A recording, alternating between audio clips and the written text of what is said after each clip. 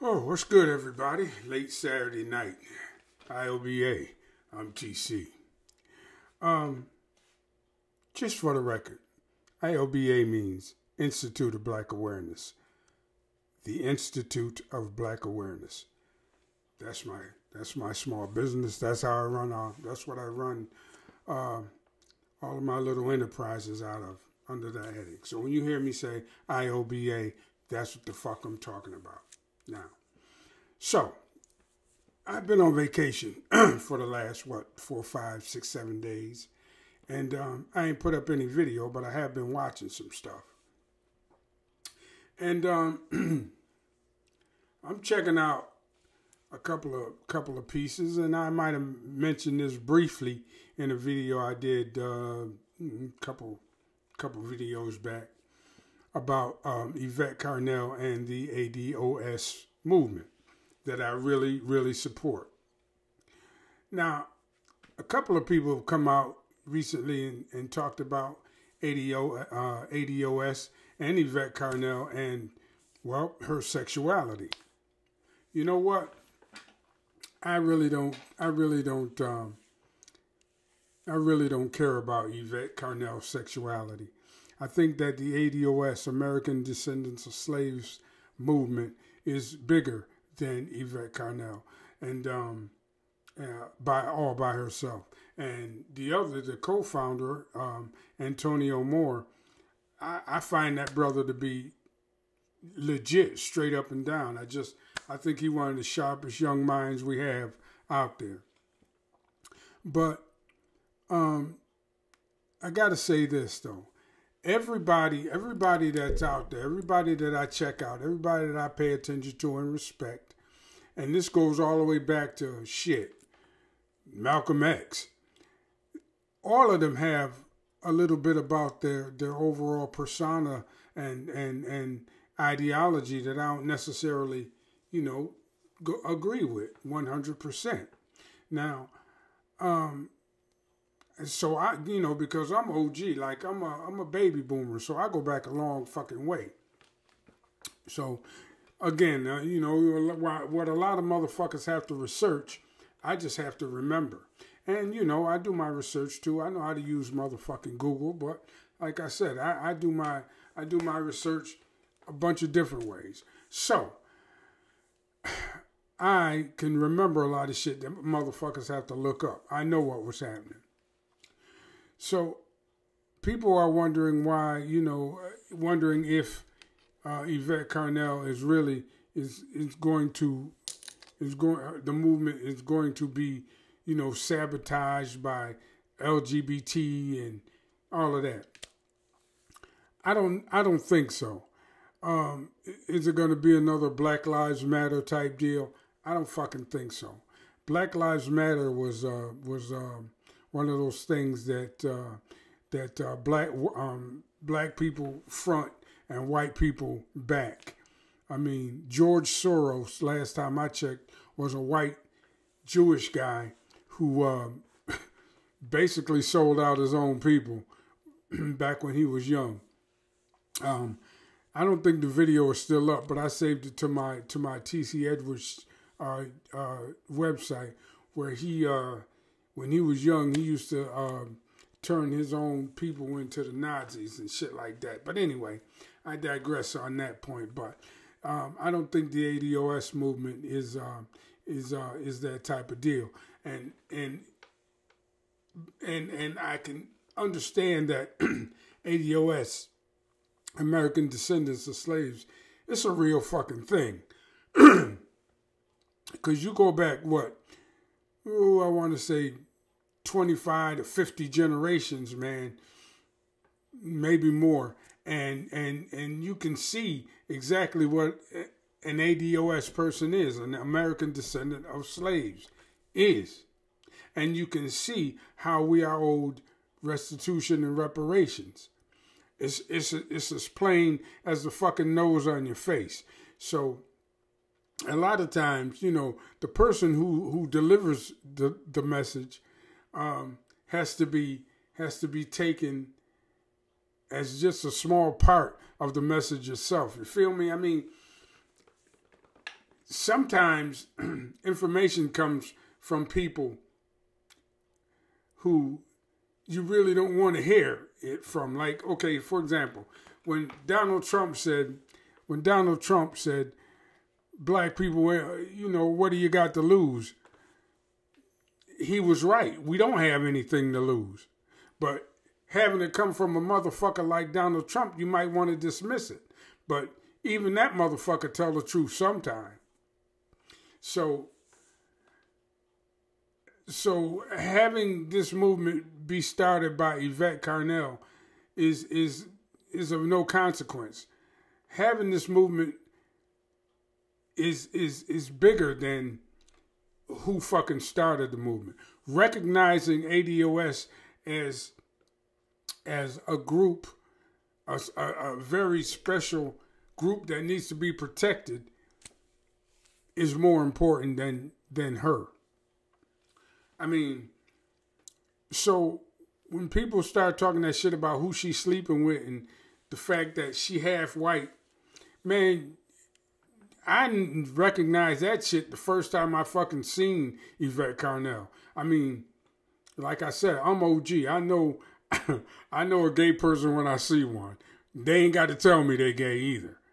You feel me? So I started listening to what I dismissed the individual and start listening to what they're saying. Another example is like Dr. Umar Johnson. Now, I worked in the school district in New York State and in Florida.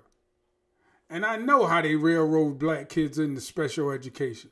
I know how easy it is for a young black boy to be labeled as ADHD and ADD just because he won't pay attention because the teacher is not giving him the information he wants to hear or is not delivering the information the correct way. And so they blame the child or say that the child has something wrong with him when really the teacher doesn't know how to teach him. So he gets tossed into special education. I know how that shit works. I've seen it happen 1,000 times, not only because I worked in those school districts, but because I worked with a lot of young people. And when I say a lot, I mean hundreds and hundreds of young people through my after-school programs. And so I know that part of what Dr. Umar Johnson says is true. And the part about white supremacy trying to destroy the black family, and I know it's true. And I know that black family, the preservation of the black family is key to our strength as a people. I know that to be true. Now, with me and him, where I kind of disagree a little bit is that Pan-Africanism, because man, that Pan-African shit got to be coming from both ways, and as far as I can see, and from my experience, it was kind of more us than them wanting to be Pan-Africanists. I mean, I done had a bunch of Africans talk down to me when all I was trying to do was, trying to connect with them and connect with my roots and find out where I came from. They didn't want to hear it. I was, they had all kinds of names for me and everything. I mean, I got Africa on my shirt as I speak. But, that's more me trying to reach out to them than them trying to reach out to me. So Pan-Africanism, we got other things that we need to take care of first before I can jump on that movement. And then there's other brothers out there and sisters out there that I don't agree with wholeheartedly, but their overall message is good, So when we talk about A.D.O.S, we have to and reparations and a black agenda, we got to stay on that motherfucking overall goddamn picture, that big picture, and stop trying to take individuals and their little lifestyles and things like that and make it about that, because it's not about that. It's really not about that. And if we don't stay if we don't keep that message out there in the front of us, then we're going to lose this momentum that we got. I mean, I put up a video one time about Yvette Carnell and Dr. Boyce Watkins when they first started, I don't know, beefing or whatever the fuck you want to call it, when they first started disagreeing with one another. I was like, man, listen, if our so-called leaders are arguing and can't get along and can't understand and can't find some common ground, then we really are fucked. We really don't have a hope in hell of ever coming up from the bottom of the social strata. We really don't, because we're too busy arguing with each other. And to me, A.D.O.S. movement kind of puts all black Americans on the same page. Now, as far as immigrants, black immigrants from other parts of the world, man, this ain't got nothing to do with them. I mean, like I said before, if you can't support us and our movement, right, don't fucking denigrate it. Don't put it down. Don't come and put up videos talking, greasy about it. Just stay the fuck back and let us do what we got to do if you can't support it. I mean, I just read a piece where the Aboriginal Australians are in line to get a settlement of sorts from the Australian government. All right? In other words, they're about to get some sort of reparations package. I mean, look it up. The article is out there. But they're about to get some $1 billion settlement because of the land that was stolen from them, sacred land that was stolen from them by the Australians. And that's good. That's a wonderful fucking thing. Those are black people, that are making strides towards being made whole by the government that oppressed them. And that's what the Jamaicans need to be doing. That's what the Trinidadians need to be doing. That's what the Africans need to be doing. And some of them are. I spoke about that in another video. But right now, American descendants of slaves, we need to be doing that. And other black people from other parts of the world that are here need to be supporting us in that. Because once we can set a precedent that they can use when they address the countries that oppress them. The bullshit, bullshit about people's sexuality and who they fucking and all of that, that's all a separate issue. That's all a separate issue. No, we cannot allow LGBT to hijack this movement. I get that. I understand that. And it won't, as long as we stay focused and stay on motherfucking code. And yeah, that's about it. So who somebody screwing, you ain't got to agree with. You ain't got to agree with anybody 100%. And I don't think anybody does anyway. Nobody agrees with anybody else 100%. Nobody. If you do, it means you're not thinking. If you agree with somebody 100%, even your motherfucking significant other, when two people agree 100% of the time, that means one of them isn't thinking. But anyway, that's it for now. A.D.O.S. all day, baby. Don't get it twisted. This is a real movement, and it needs to be sustained, and it needs to be sustained for the long haul. Not 2020, not 2024, not 2028, or whatever. It needs to. It's a wide-ranging movement that needs to be out there for a long time, because reparations ain't gonna come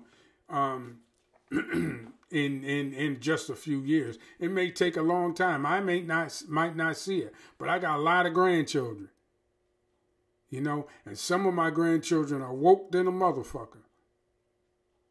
Hopefully they'll take it the next step, and then my great grandchildren take it the next step until the motherfucking U.S. government has to come to terms with the fact that it